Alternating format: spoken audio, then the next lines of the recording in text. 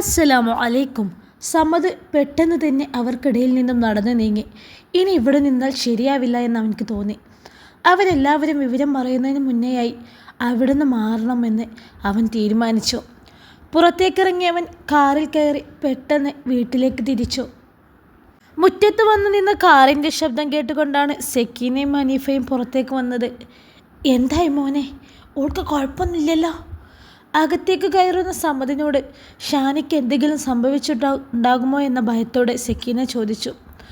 ഒന്നും ഞാൻ അറിഞ്ഞിട്ടില്ലമ്മ, ഞാനേ വേഗം ഇങ്ങോട്ട് പോന്നതാ. എനിക്കാകെ പേടിയാവുന്നുമ്മ. അവൾക്ക് എന്തെങ്കിലും സംഭവിച്ചാലേ ആകെ പ്രശ്നമാവും. ഇന്നലെ എൻ്റെ കഷ്ടകാലത്ത് ഞാൻ ഓളൊന്ന് തല്ലുകയും ചെയ്തു. അതാണ് പ്രശ്നം അത്ര വഷളായത്. അതിനിപ്പോൾ എന്താണ് മോനെ സംഭവിച്ചത്? അന്നെ അവരെന്തെങ്കിലും പറഞ്ഞോ? സെക്കീന ചോദിച്ചപ്പോൾ ഹോസ്പിറ്റലിലുണ്ടായ കാര്യം അവൻ പറഞ്ഞു. ഞാൻ കൂടുതൽ സമയം അവിടെ നിന്നാലേ എല്ലാവരും കാര്യങ്ങളറിയും. അതുകൊണ്ട് പെട്ടെന്ന് ഇങ്ങോട്ട് പോന്നതാ. ഈ എന്തിനാടാ മോനെ പേടിക്കണത്? ഈ അല്ലല്ലോ ഓളെ മോളിൽ നിന്ന് തള്ളിയിട്ട് നോക്കി നടക്കാതെയും കണ്ടും കെട്ടിമറിഞ്ഞ് വീണതിനെ അയാൾ നിൻ്റെ നെഞ്ചത്തോട്ട് കയറിയിട്ട് എന്താ കാര്യം?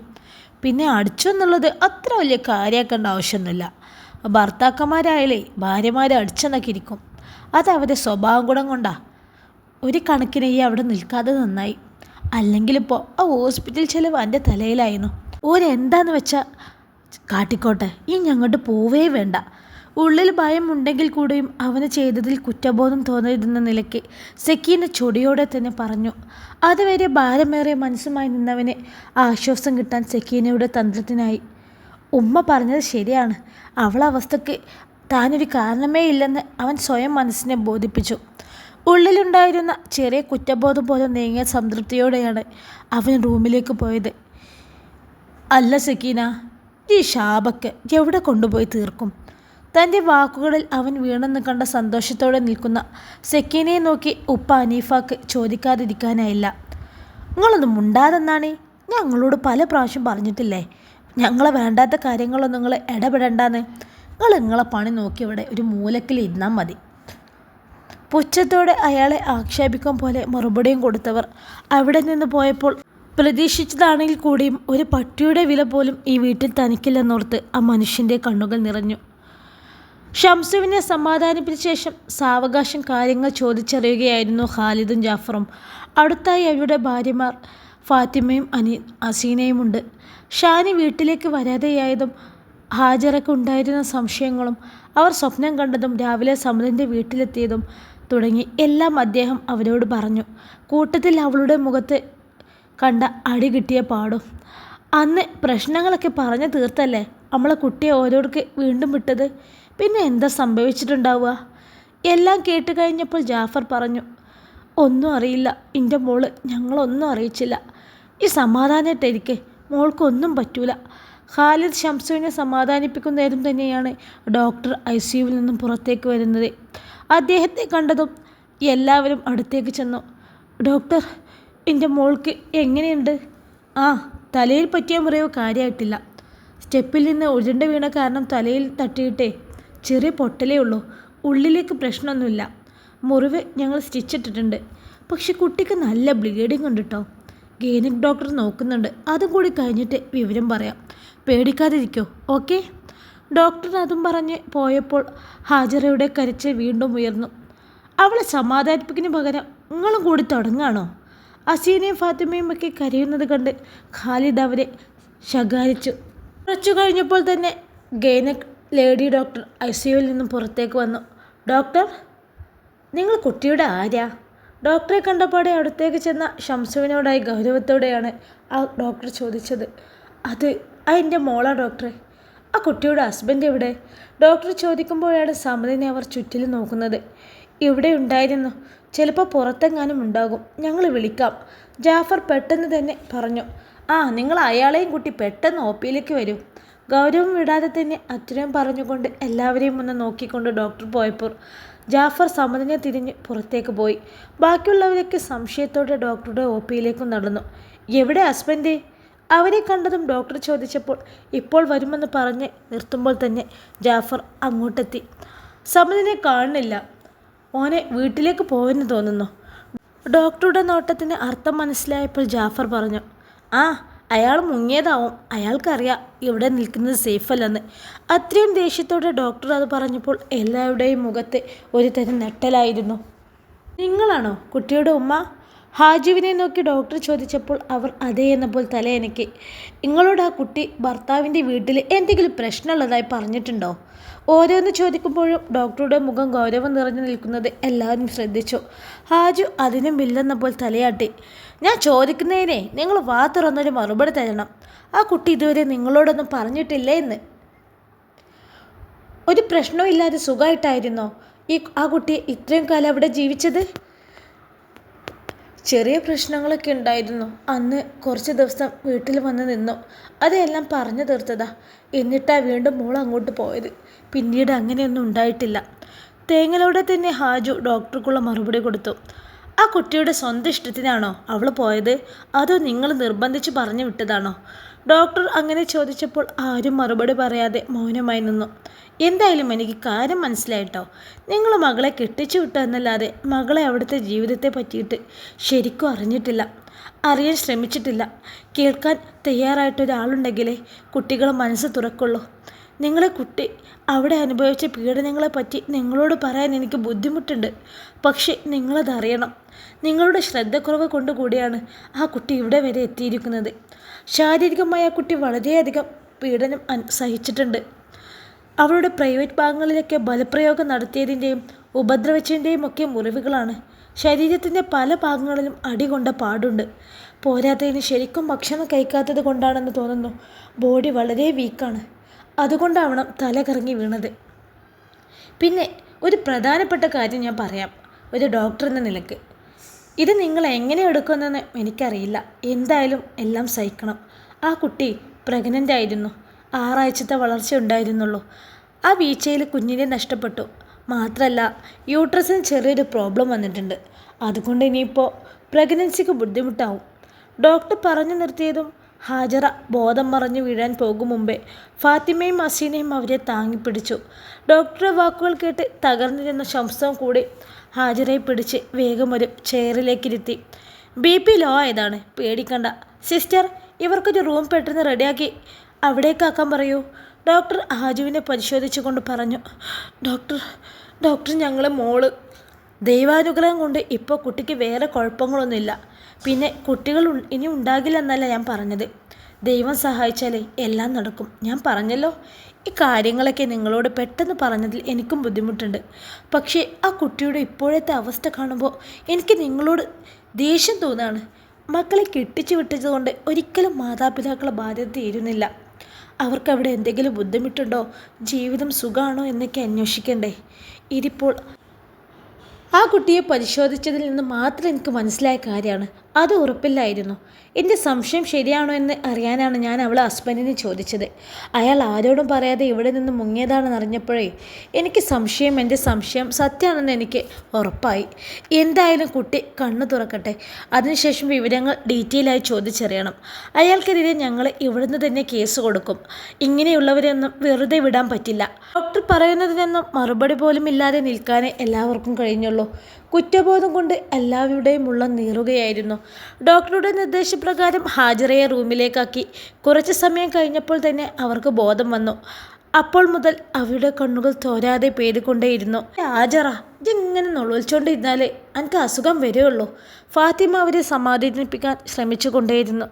ഇനി അങ്ങോട്ട് പറഞ്ഞേക്കില്ലേ ഉമ്മ എന്ന് എത്ര വട്ടം എൻ്റെ മോള് പറഞ്ഞതാണെന്നറിയോ? എന്തുകൊണ്ടാണ് അങ്ങനെ പറയുന്നത് അറിയോ? എന്തെങ്കിലും പ്രശ്നമുണ്ടോ എന്ന് ചോദിച്ചറിയാൻ ശ്രമിക്കാതെ ഞാൻ വീണ്ടും എൻ്റെ കുഞ്ഞിനെ നിർബന്ധിച്ച് വിട്ടതാ. അതിങ്ങനെ ഒരു അവസ്ഥയിലേക്ക് എത്താനായിരുന്നല്ലോ പഠിച്ചോനെ. എൻ്റെ മോളൊന്ന് മനസ്സിലാക്കാൻ പോലും എനിക്ക് തോന്നിയില്ലല്ലോ. എൻ്റെ കുട്ടി എത്ര കെഞ്ചി പറഞ്ഞു. ഓരോന്നും എണ്ണി പറഞ്ഞ് കരയുന്നവരെ കേൾക്കുമ്പോൾ ബാക്കിയുള്ളവരും കരയുകയായിരുന്നു. നമ്മൾ അറിഞ്ഞോണ്ടല്ലോ ഹാജറ ഇതൊന്നും സംഭവിച്ചത്. ഇങ്ങനെ കരയാതെ പഠിച്ചു സഹായിച്ച് നമ്മുടെ മോൾക്ക് ഒരു കുഴപ്പമില്ലാതെ കിട്ടിയില്ലേ. ആദ്യം ഓൾക്കൊന്ന് ബോധം വരട്ടെ, എന്നിട്ട് നമുക്ക് കാര്യങ്ങളൊക്കെ ചോദിച്ചറിയാം. ഇനി ആ വീട്ടിലേക്ക് ഓളെ വിടണ്ട. ഷംസു അവരെ ആശ്വസിപ്പിച്ചു കൊണ്ടിരുന്നു. അതേസമയം തന്നെയാണ് ഷാഫിയും ഷെയ്മയും അങ്ങോട്ടെത്തിയത്. വിവരങ്ങളൊക്കെ അറിഞ്ഞപ്പോൾ രണ്ടാളും പൊട്ടിത്തെറിക്കുകയായിരുന്നു. ഖാലിദ് ശാസിച്ചിട്ടാണ് രണ്ടാളും മടങ്ങിയത്. വിവരം അറിഞ്ഞ് ബന്ധുക്കൾ ഒരുവിധം ഹോസ്പിറ്റലിൽ എത്തിയിരുന്നു. എല്ലാവരോടും തല കറങ്ങി സ്റ്റെപ്പിൽ നിന്ന് വീണെന്ന് മാത്രമേ പറഞ്ഞുള്ളൂ. ബാക്കിയുള്ള വിവരം ഇപ്പോൾ ആരെയും അറിയിക്കണ്ടെന്ന് വിചാരിച്ചു. പിറ്റേന്ന് രാവിലെയാണ് ഷാനയെ ഐസിയുവിൽ നിന്നും റൂമിലേക്ക് മാറ്റിയത്. ഡോക്ടർ പരിശോധിച്ച് കുഴപ്പമില്ലെന്ന് ഉറപ്പുവരുത്തി പോയി. അതേസമയം റൂമിൽ ഷംസുവും ഹാജുവും ഹസീനയും മാത്രമേ ഉണ്ടായിരുന്നുള്ളൂ. മോളെ, ബെഡിൽ കിടക്കുന്നവളെ അടുത്തിരുന്ന് അവളുടെ തലയിൽ തലോടിക്കൊണ്ട് ഉമ്മ വിളിച്ചു. ഉമ്മ, ഞാൻ മരിച്ചില്ലല്ലോ ഉമ്മ. അല്ലെങ്കിലും പഠിച്ചവർക്ക് പോലും എന്നെ വേണ്ടാതായിക്കണ്. അത്രമാത്രം പറഞ്ഞുകൊണ്ടവൾ തിരിഞ്ഞു കിടന്നപ്പോൾ ഹൃദയം തകർന്നവൾ പൊട്ടിക്കരഞ്ഞു. തിരിഞ്ഞു കിടക്കുന്നവരെ കരയുകയാണെന്ന് അവൾക്ക് മനസ്സിലായി. ഇങ്ങോട്ട് വന്ന ആജു, എന്താ ഈ കാണിക്കണത്? മോളെ കൂടി സങ്കടപ്പെടുത്താണോ? ഷംസു ഹാജറയെ പിടിച്ചണിപ്പിച്ചുകൊണ്ട് പറയുന്നതിനോടൊപ്പം അസീനാനോട് ഷാനിക്ക് അടുത്തേക്ക് ഇരിക്കാൻ കണ്ണുകൊണ്ട് കാണിച്ചു. അവൾ പറഞ്ഞത് നിങ്ങൾ കേട്ടാ? മരിച്ചില്ലല്ലോ എന്ന്. പഠിച്ചവർക്ക് പോലും അവളെ വേണ്ടെന്ന്. അവളങ്ങനെ പറഞ്ഞതിനർത്ഥം എൻ്റെ കുട്ടിക്ക് അത്രത്തോളം ജീവിതം മടുത്തുന്നല്ലേ, മരിക്കാൻ പോലും ആഗ്രഹിച്ചെന്നല്ലേ. അത്രത്തോളം എൻ്റെ കുട്ടി അവിടെ അനുഭവിച്ചിട്ടുണ്ടാവൂലേ? അതും പറഞ്ഞ് അദ്ദേഹത്തിൻ്റെ നെഞ്ചിലേക്ക് ചേർന്ന് കൊണ്ട് ഹാജറ പൊട്ടിക്കരഞ്ഞു. തൻ്റെ മകളോട് തങ്ങൾ ചെയ്തത് എത്ര വലിയ തെറ്റായിരുന്നുവെന്ന് അയാൾ വേദനയോടെ ഓർക്കുകയായിരുന്നു. അപ്പോൾ അന്ന് വൈകുന്നേരം ഗൈനക് ഡോക്ടർ നിത്യ വരുമ്പോൾ അവർക്കൊപ്പം സൈക്കാട്രിസ്റ്റ് ഡോക്ടർ റീന കൂടെ ഉണ്ടായിരുന്നു. നിങ്ങളെല്ലാവരും ഒന്ന് കുറച്ച് നേരം പുറത്തേക്ക് നിൽക്കൂ, ഞങ്ങൾക്ക് കുട്ടീനോട് കുറച്ച് സംസാരിക്കാനുണ്ട്. ഡോക്ടർ നിത്യ എല്ലാവരെയും നോക്കി പറഞ്ഞപ്പോൾ അവർ റൂമിൽ നിന്നും പുറത്തേക്കിറങ്ങി. അരമണിക്കൂറോളം കഴിഞ്ഞിട്ടാണ് ഡോക്ടേഴ്സ് പുറത്തേക്ക് വന്നത്. ആ കുട്ടി നിങ്ങളെ സ്വന്തം മകൾ തന്നെയല്ലേ? ഷംസുവിനോടും ഹാജറയുടെയും അടുത്തേക്ക് വന്നുകൊണ്ട് ഡോക്ടർ ചോദിച്ചു. അതവർ ചോദിക്കുമ്പോൾ അവരുടെ മുഖത്ത് ദേഷ്യവും ചോദിച്ച ചോദ്യം കേട്ട് അമ്പരപ്പോടെ നിൽക്കുകയായിരുന്നു എല്ലാവരും. നിങ്ങളെ മകളെ പല പ്രാവശ്യം ഭർത്താവിനൊപ്പം പോകാൻ വിസമ്മതിച്ചിട്ടും അതെന്തെങ്കിലും കാര്യമായ കാരണം കൊണ്ടാകുമെന്ന് ഒന്ന് ചിന്തിച്ചിരുന്നെങ്കിലേ ഇനിയിപ്പോൾ നിങ്ങളോട് പറയാൻ ആകുമെന്ന് കരുതി ആരോടെങ്കിലും ആ കുട്ടിയുമായി ഒന്ന് സംസാരിക്കാൻ പറയുകയോ മറ്റോ ചെയ്യായിരുന്നു. ഒന്നിനും നിൽക്കാതെ നിങ്ങൾ ആ കുട്ടിയെ മരണത്തിലേക്ക് തള്ളിവിട്ടില്ലേ? അതാ ഞാൻ ചോദിച്ചത്.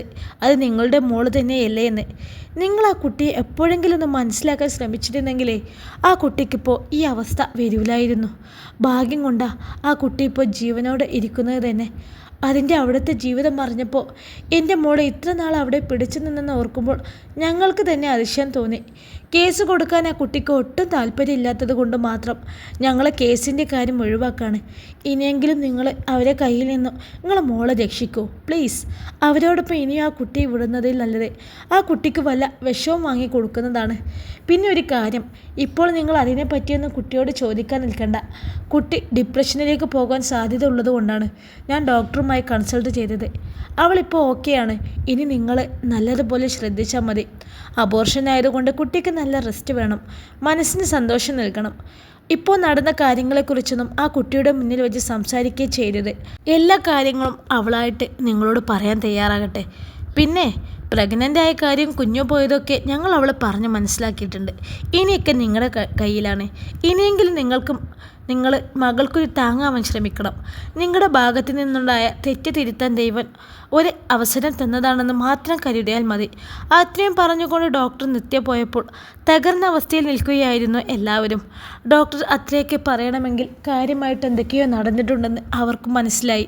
പക്ഷെ ഷാനിയോട് അതിനെപ്പറ്റി ചോദിക്കരുതെന്ന് പറഞ്ഞതുകൊണ്ട് തന്നെ ഒന്നും അറിയാനും നിവർത്തിയില്ല. എന്തായാലും ഇതുവരെ ഒന്നും കേൾക്കാൻ ആരും തയ്യാറായില്ല. ഇനിയും അവളുടെ മാനസികാവസ്ഥ ശരിയാകും വരെ കാത്തിരിക്കുക തന്നെയെന്നവർ തീരുമാനിച്ചു. പിറ്റേന്ന് സാഹിറയും സാജിദയും കൂടി ഹോസ്പിറ്റലിൽ വന്നിരുന്നു. അവരെ കണ്ടാൽ വലിയ രീതിയിൽ പ്രശ്നങ്ങൾ ഉണ്ടാകുകയുമില്ല, വിവരങ്ങളൊക്കെ അറിയുമൊക്കെ ചെയ്യാമെന്ന നിലയ്ക്ക് സെക്കീനയും സമ്മതം കൂടിയാണ് അവരെ ഹോസ്പിറ്റലിലേക്ക് വിട്ടത്. എന്നാൽ ഷാനിയെ കാണാൻ ആരും തന്നെ അവരെ അനുവദിച്ചില്ല. അവരെ കാണുമ്പോൾ അവരുടെ അവസ്ഥ വീണ്ടും മോശമായെങ്കിലോ എന്ന് പേടിച്ച് വിവരങ്ങളൊക്കെ അവരെ അറിയിച്ചും സമതിനെ കുറ്റപ്പെടുത്തിയും ഒക്കെയാണ് അവർ പറഞ്ഞു വിട്ടത്. എന്തായി മക്കളെ പോയിട്ട്? സാഹിറയും സാജിദയും കാത്തുന്ന പോലെ നിന്നിരുന്ന സെക്കീനയും സമ്മതും അവർ തിരിച്ചെത്തിയപ്പോടെ സെക്കീന ചോദിച്ചു. ഉണ്ടായ സംഭവങ്ങളൊക്കെ അവൾ പറഞ്ഞു. കൂട്ടത്തിൽ ഷാനി ഗർഭിണിയായിരുന്നതും അത് അബോർഷനായതും. ആ വാർത്ത എന്തോ ഒരു അമ്പ് പോലെയാണ് സമ്മതിൻ്റെ ഹൃദയത്തിൽ വന്ന് പതിഞ്ഞെങ്കിൽ സെക്കീന കേൾക്കാൻ പാടില്ലാത്തതുപോലെ എന്തോ ഭാവത്തിൽ നിൽക്കുകയായിരുന്നു. സമ്മതൊന്നും പറയാനോ കേൾക്കാനോ നിൽക്കാതെ റൂമിലേക്ക് നടന്നു. അത്രത്തോളം ആ വാർത്ത അവനെ തകർത്തു കളഞ്ഞു. മദ്യലഹരിയിൽ അറിയാതെ എപ്പോഴോ സംഭവിച്ചതാണെങ്കിലും തൻ്റെ കുഞ്ഞ് അവളുടെ ഉദരത്തിൽ പിറവിയെടുത്തിരുന്നും അതറിയാതെ അവളെ ഉപദ്രവിച്ചിരുന്നും തങ്ങളുടെ ശ്രദ്ധക്കുറവ് കൊണ്ട് അവൾക്ക് അങ്ങനെ ഒരു അപകടം പറ്റിയതുമെന്നൊക്കെ ഓർക്കുമ്പോൾ അവൻ്റെ മനസ്സ് കുറ്റബോധത്താൽ നീറുന്നുണ്ടായിരുന്നു. ഇതേസമയം കേട്ട വാർത്ത ശരി തന്നെയായിരുന്നു എന്ന് ചോദിപ്പിച്ച് ഉറപ്പിക്കുകയായിരുന്നു സെക്കീന. ഉമ്മല്ലേ പറഞ്ഞത് കിട്ടാനുള്ളതൊക്കെ വാങ്ങിച്ചെടുക്കും വരെ കുട്ടികളൊന്നും വേണ്ടെന്ന് ഓനോട് പറഞ്ഞിട്ടുണ്ടെന്ന്. എന്നിട്ടിപ്പോൾ എന്തായി? അല്ല, ഓൾക്ക് വിശേഷമുള്ളത് ഉമ്മ നേരത്തെ മനസ്സിലാക്കിയില്ലേ?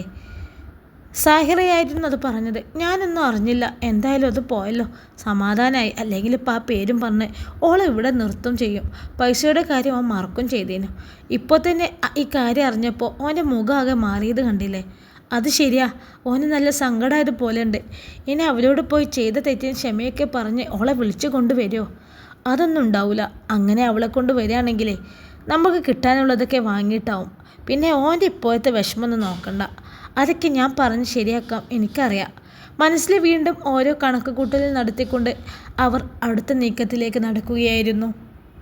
3 ദിവസം കഴിഞ്ഞിട്ടാണ് ഷാനിയെ ഹോസ്പിറ്റലിൽ നിന്നും ഡിസ്ചാർജ് ചെയ്തത്. ഈ ദിവസങ്ങളിലൊക്കെയും അവൾ ആരെങ്കിലും എന്തെങ്കിലും ചോദിച്ചാൽ ഒറ്റ വാക്കിൽ അതിനുള്ള മറുപടി കൊടുക്കുക എന്നല്ലാതെ കൂടുതലായത് സംസാരമോ ഒന്നുമില്ലായിരുന്നു. കൂടുതൽ സമയം അവൾ ഓരോ ചിന്തകളിൽ മുഴുകിയിട്ടായിരിക്കും ഇരിക്കുന്നത്. ഇടയ്ക്ക് വയറിൽ കൈവച്ചുകൊണ്ട് കരയുന്നത് കാണുമ്പോൾ ഉമ്മയും കൂടെ കരയുകയായിരുന്നു. തൻ്റെ മകളുടെ ഈ അവസ്ഥക്ക് തങ്ങളും കാരണക്കാരനുള്ള കുറ്റബോധം ആ മാതാപിതാക്കളെ കാർന്നു തിന്നുകയായിരുന്നു. വീട്ടിൽ വന്നിട്ടും റൂമിൽ ഒതുങ്ങിക്കൂടിയവളെ പുറത്തേക്കിറക്കാൻ എല്ലാവരും ശ്രമിച്ചെങ്കിലും അത് നടന്നില്ല. എന്നാൽ അവളെ ചിന്തകളിൽ നിന്നും ഒഴിവാക്കാൻ വേണ്ടി ഓരോരുത്തരും അവൾക്കൊപ്പം സമയം ചിലവഴിച്ചു കൊണ്ടേയിരുന്നു. ഷേമയും ജെസ്സിയും അവരുടെ ഫ്രീ ടൈമിലൊക്കെയും കോളേജിലെയും മറ്റും വിശേഷങ്ങളൊക്കെ പറഞ്ഞുകൊണ്ട് ഷാനിയുടെ കൂടെ കൂടും.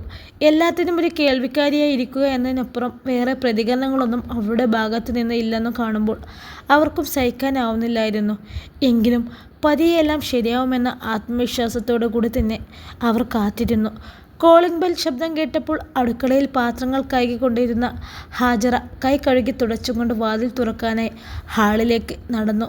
പുറത്തുപോയ ഷംസു തിരികെ വന്നതാകുമെന്ന് കരുതി വാതിൽ തുറന്നപ്പോൾ കണ്ടത് ഹിമയായിരുന്നു. ഷാനി എവിടെ ഉമ്മ? മുന്നിൽ ഹാജറയെ കണ്ടപാടെ ഹിമ ചോദിച്ചപ്പോൾ അവർ അവളെ റൂമിലേക്ക് കൂട്ടിക്കൊണ്ടുപോയി.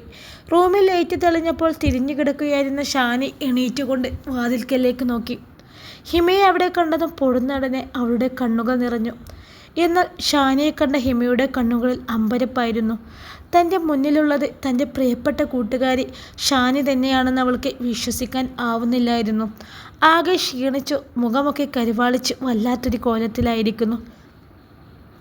ഹിമ ഷാനിക്കടുത്തേക്ക് ചെന്ന് അവൾക്കരികിലായിരുന്നു. എന്താണ് ഷാനി ഇത്? എന്താ നിനക്ക് പറ്റി?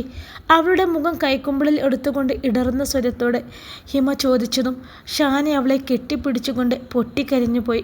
കാരണം അറിയില്ലെങ്കിൽ കൂടിയും ഷാനിയുടെ ആ കരച്ചിൽ കാണാൻ ഹിമയുടെ കണ്ണുകളും നിറഞ്ഞൊഴുകി.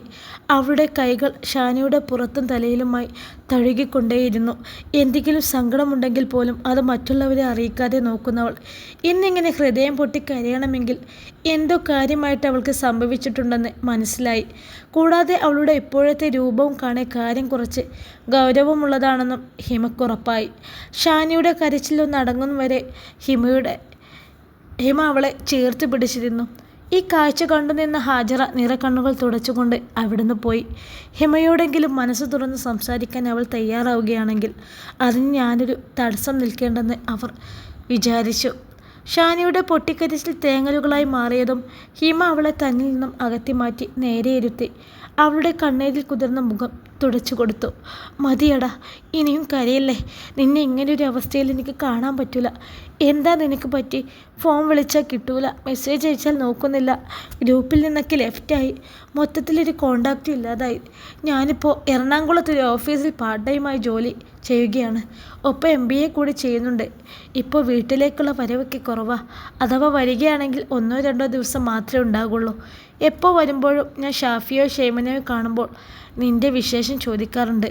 കഴിഞ്ഞ തവണ ഞാൻ ലീവിന് വന്നപ്പോൾ ഈ കുറച്ച് നാളായി വീട്ടിലേക്ക് വന്നിട്ടെന്നൊക്കെ ഷാഫി പറഞ്ഞു.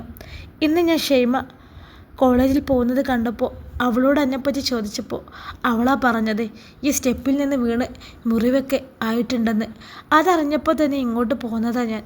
സത്യത്തിൽ എന്താണ് സംഭവിച്ചത്? നിൻ്റെ ഈ കോലൊക്കെ കാണുമ്പോൾ ഒരു വീഴ്ചയിലുണ്ടായ മാറ്റേ തോന്നുന്നില്ല. നിനക്ക് അവിടെ എന്തെങ്കിലും പ്രശ്നം ഉണ്ടായിരുന്നോ? അവസാന ചോദ്യത്തിൽ ഷാനി നിറകണ്ണുകളോടെ ഹിമയുടെ മുഖത്തേക്ക് നോക്കി. ശേഷം അവൾ പറയാൻ തുടങ്ങി. വിവാഹം കഴിഞ്ഞതു മുതൽ അവൾ ആ വീട്ടിൽ അനുഭവിച്ച കഷ്ടപ്പാടുകളെക്കുറിച്ചും ഒറ്റപ്പെടലുകളെക്കുറിച്ചും, ചേർത്ത് പിടിക്കാനോ സങ്കടം പറയാനോ ആരുമില്ലാതിരുന്ന അവസ്ഥയെക്കുറിച്ച്, ഒടുവിലായി ശരീരത്തിനേറ്റ ഉപദ്രവങ്ങളും സ്റ്റെപ്പിൽ നിന്ന് തലകറങ്ങി വീണതും എല്ലാം പറഞ്ഞു നിർത്തിയപ്പോഴേക്കും അവൾ പൊട്ടിക്കരഞ്ഞു. ഹിമ അവളെ നെഞ്ചിലേക്ക് ചേർത്ത് പിടിച്ചു. ഒരാളോട് മനസ്സ് തുറന്ന ആശ്വാസത്തിലായിരുന്നു ഷാനിയെങ്കിൽ എല്ലാം കേട്ടതിൻ്റെ നെട്ടലിൽ മരവിച്ച അവസ്ഥയായിരുന്നു ഹിമയുടേത്. അവൾക്ക് വിശ്വസിക്കാൻ പോലും കഴിയുന്നില്ലായിരുന്നു. നിനക്ക് എന്നോടെങ്കിലും ഒന്ന് പറയാമായിരുന്നില്ലേടി? ഞാൻ നിന്നോട് എത്ര തവണ അവിടുത്തെ ജീവിതത്തെപ്പറ്റി ചോദിച്ചിട്ടുണ്ട് ഷാനി. നിന്നെ അയാൾ ഉപദ്രവിച്ചപ്പോഴെങ്കിലും നിനക്ക് പറയായിരുന്നില്ലേ? ഞാൻ അയാളുടെ പേരിൽ കേസ് കൊടുക്കായിരുന്നു. പോലീസുകാരെ കൊണ്ട് തള്ളേനും മോനും 4 എണ്ണം കൊടുപ്പിക്കായിരുന്നില്ലേ? എന്തിനാ നീ എല്ലാം സഹിച്ചു നിന്നേ? പിന്നെ ഞാൻ എന്ത് ചെയ്യണം ഹിമ? നീ പറഞ്ഞ പോലെ കേസ് കൊടുത്താൽ പിന്നെ എനിക്ക് വീട്ടിൽ കഴിയാൻ പറ്റുമോ? ഞാൻ വേറെ എങ്ങോട്ട് പോകും ഹിമേ? ഇവിടെ വന്നാൽ കുറച്ച് ദിവസം കഴിയുമ്പോൾ ഒത്തുതീർപ്പാക്കി എല്ലാവരും കൂടി എന്നെ വീണ്ടും അവർക്കടുത്തേക്ക് പറഞ്ഞു വിടും. അപ്പോൾ അവരുടെ ദ്രോഹങ്ങൾ കൂടുതൽ ഞാൻ സഹിക്കണം. സ്വന്തമായി ജോലിയോ വരുമാനമൊക്കെ ഉണ്ടെങ്കിൽ എവിടെയെങ്കിലും പോയി ജീവിക്കായിരുന്നു. എനിക്കതിനും പറ്റില്ലല്ലോ. മിക്ക പെൺകുട്ടികളും നമ്മുടെ വീട്ടുകാരിൽ നിന്ന് ചെറുപ്പത്തിൽ തൊട്ട് കേൾക്കുന്നൊരു വാക്കില്ലേ, മറ്റൊരു വീട്ടിൽ പോകേണ്ട പെണ്ണാണെന്ന്. കെട്ടിച്ചു വിട്ട വീട്ടിൽ തന്നാൽ അവർ പറയും വേറെ വീട്ടിൽ നിന്ന് വന്നതാണെന്ന്. സത്യത്തിൽ നമുക്ക് സ്വന്തം എന്ന് പറയാനൊരു വീടില്ലടേ. പെണ്ണെന്ന് വെച്ചാൽ എല്ലാം സഹിക്കാനും ക്ഷമിക്കാനും കഴിയുന്നവളാണ്. സഹനശക്തി ആവോളം എനിക്കുണ്ടായിരുന്നു ഹിമേ. സഹിക്കാവുന്നതിലും അപ്പുറം ഞാൻ സഹിച്ചു. ആദ്യമൊക്കെ ആത്മഹത്യ ചെയ്യാൻ പേടിച്ചിരുന്നു ഞാൻ. അവസാന ഘട്ടത്തിൽ അതിന് പോലും നോക്കി. പക്ഷേ ദൈവം അവിടെ എന്നെ തോൽപ്പിച്ചു. മരിക്കാനും സമ്മതിച്ചില്ലടി. ഹൃദയം തകർന്ന് കരഞ്ഞുകൊണ്ട് പറയുന്നവളെ കൂടുതൽ പുണർന്നുകൊണ്ട് ഒപ്പം കരയാനേ അപ്പോൾ ഹിമക്കും കഴിഞ്ഞുള്ളൂ. എങ്ങനെ അവളെ സമാധാനിപ്പിക്കണമെന്നറിയാത്ത അവസ്ഥയിലായിരുന്നു ഹിമ. അവൾ പറഞ്ഞതൊക്കെ സത്യമാണ്. അവളുടെ ഈ നിസ്സഹായ അവസ്ഥയാണ് എല്ലാം സഹിച്ച് നിൽക്കാൻ ഇടവരുത്തിയത്. നിനക്കറിയോ ഹിമേ, ഇത് എൻ്റെ വയറ്റിലൊരു കുഞ്ഞു വാവുണ്ടായിരുന്നു. പക്ഷേ അതിനെ കാണാനുള്ള ഭാഗ്യം എനിക്കുണ്ടായില്ല. ഹിമയുടെ കൈപ്പിടിച്ച് വയറിലേക്ക് വെച്ചുകൊണ്ട് ഷാനി പറഞ്ഞപ്പോൾ ഹിമയുടെ കൈകളൊന്ന് വിറച്ചു. ഷാനി, വേണ്ട. അയാളെ പോലെയുള്ളൊരു നീചൻ്റെ കുഞ്ഞിനെ ഈ പ്രസവിച്ച ആ പേരിൽ നിന്നെ ജീവിതകാലം മുഴുവൻ അയാൾ കഷ്ടപ്പെടുത്തുമെന്ന് കരുതിയാവും ദൈവം അതിനെ ജനിക്കും മുമ്പേ തിരിച്ചെടുത്തത്. ഇനിയും നീ അയാളുടെ ഓർമ്മകൾ ജീവിക്കരുത്. നിനക്കിനിയും മുന്നോട്ടൊരു ജീവിതമുണ്ട്. അതിങ്ങനെ തളർന്നിരുന്ന് ഇല്ലാതാക്കരുത് ഷാനി. ഹിമ ഷാനിക്കൊരു ആത്മവിശ്വാസം നൽകും പോലെ പറഞ്ഞു. പിന്നെ ഞാൻ നിന്നോടൊരു കാര്യം പറയാൻ കൂടിയാണ് വന്നത്. എൻ്റെ എൻഗേജ്മെൻ്റാണ് അടുത്ത മാസം. ഞാനിപ്പോൾ വർക്ക് ചെയ്യുന്ന കമ്പനിയിലെ സീനിയർ സ്റ്റാഫാണ് ആൾ. പേര് നിതിൻ. ആളെന്നോട് കുറച്ച് മുന്നേ ഇഷ്ടം പറഞ്ഞപ്പോൾ എനിക്ക് പ്രത്യേകിച്ചൊരു എതിർപ്പൊന്നും തോന്നിയില്ല. പതിയെ 2 പേരുടെയും വീട്ടിൽ അറിയിച്ചപ്പോൾ അവർക്കും ഒരു അഭിപ്രായമില്ല. ഇപ്പോൾ എൻഗേജ്മെൻറ്റ് നടത്തും. എൻ്റെ പഠിത്തമൊക്കെ കംപ്ലീറ്റ് ചെയ്ത് ജോലിയിൽ പെർമനൻ്റ് ആയ ശേഷം വിവാഹം നടത്തുക എന്നാണ് തീരുമാനം. ഷാനിയുടെ ഇപ്പോഴത്തെ അവസ്ഥയിൽ ഇക്കാര്യം പറയണോ എന്ന് ആദ്യം ഹിമ ഒന്ന് ആലോചിച്ചെങ്കിലും തൻ്റെ എല്ലാ കാര്യങ്ങളും അവളുമായി ഷെയർ ചെയ്യുന്നതല്ലേ എന്നും, അപ്പോൾ ജീവിതത്തിലെ ഈ ഒരു പ്രധാനപ്പെട്ട കാര്യം എങ്ങനെ അവളെ അറിയിക്കാതിരിക്കുമെന്ന് ചിന്തിച്ചിട്ടാണ് അവളത് പറഞ്ഞത്. അത്ര നേരം കരഞ്ഞിരുന്നവളെ അത് കേട്ടപ്പോൾ ഒരു ചെറു പുഞ്ചിരി കണ്ടു. ഒരു കണക്കിന് ഹിമ പ്രണയിച്ച് കെട്ടുന്നതാണ് നല്ലത്. പരസ്പരം മനസ്സിലാക്കി മുന്നോട്ടുള്ള ജീവിതം തിരഞ്ഞെടുക്കുമ്പോൾ എല്ലാം കൊണ്ടും അവർ നമുക്കൊപ്പം നിൽക്കുമല്ലോ. ഷാനി അത് പറഞ്ഞപ്പോൾ ഹിമ വേദനയിലും നിറഞ്ഞൊരു പുഞ്ചിരിയോടെ അവളെ നോക്കി.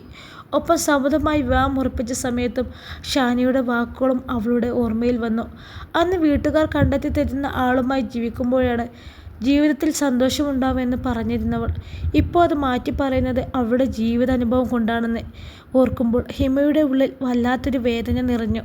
നോക്ക് ഷാനി, ഇനി ആരെന്തൊക്കെ പറഞ്ഞാലും ഈ ദുഷ്ടനോടൊപ്പം ഒരിക്കലും എൻ്റെ ജീവിതം തിരഞ്ഞെടുക്കരുത് കേട്ടോ. മറ്റുള്ളവർക്ക് വേണ്ടി അവർക്ക് ബാധ്യത ആവാതിരിക്കാൻ വേണ്ടി സ്വയം നശിക്കാനും നരകിക്കാനും ഉള്ളതല്ല നമ്മുടെ ജീവിതം. ഇനിയും ഇവരെല്ലാവരും കൂടി നിന്നെ അയാൾക്കൊപ്പം വിടാനൊരുങ്ങുകയാണെങ്കിലേ നീ എന്നെ അറിയിക്കണം. എന്നെക്കൊണ്ട് കഴിയും പോലെ ആ നരകത്തിൽ നിന്ന് നിന്നെ ഞാൻ രക്ഷിക്കാം. അതിന് ഇനി എനിക്ക് ബുദ്ധിമുട്ടാവുമെന്നും നീ ചിന്തിക്കണ്ട. പിന്നെ എനിക്കിന്ന് വൈകിട്ട് തിരിച്ചു പോകണം, ലീവില്ല. ഞാൻ വിളിക്കാം. നിൻ്റെ ഫോൺ ഇപ്പോൾ കയ്യിലില്ലല്ലോ, ഉമ്മാൻ്റെ ഫോണിലേക്ക് വിളിക്കാം. നീ എടുത്ത് സംസാരിക്കണം. എന്തുണ്ടെങ്കിലും എന്നോട് പറയണം. അത്രയും പറഞ്ഞുകൊണ്ട് ഹിമ അവളുടെ നെറുകയിലൊന്ന് മുത്തി. ഷാനിക്ക് മനസ്സിന് വല്ലാത്തൊരു ആശ്വാസം കിട്ടിയ പോലെയായി. എന്തോ വലിയൊരു ഭാരം ഇറക്കി വെച്ചതുപോലെ. ഷാനിയോട് ഒരിക്കൽ കൂടി യാത്ര പറഞ്ഞുകൊണ്ട് ഹിമ റൂമിന് പുറത്തേക്ക് നടന്നപ്പോൾ കണ്ടു ചുമരിൽ ചാരി കണ്ണുനീരോടെ നിൽക്കുന്ന ഉമ്മയെ. അവരുടെ കയ്യിൽ നിന്നൊരു ഗ്ലാസ് ജ്യൂസ് ഉണ്ടായിരുന്നു. അവർ ആകെ തകർന്ന നിൽപ്പ് കണ്ടപ്പോഴേ എല്ലാം അവർ കേട്ടിരിക്കുന്നു എന്ന് ഹിമക്ക് മനസ്സിലായി. ഇൻഷാ അല്ലാ ഈ കഥയുടെ ബാക്കി ഭാഗമായി നാളെ കാണാം. അസ്സലാമു അലൈക്കും.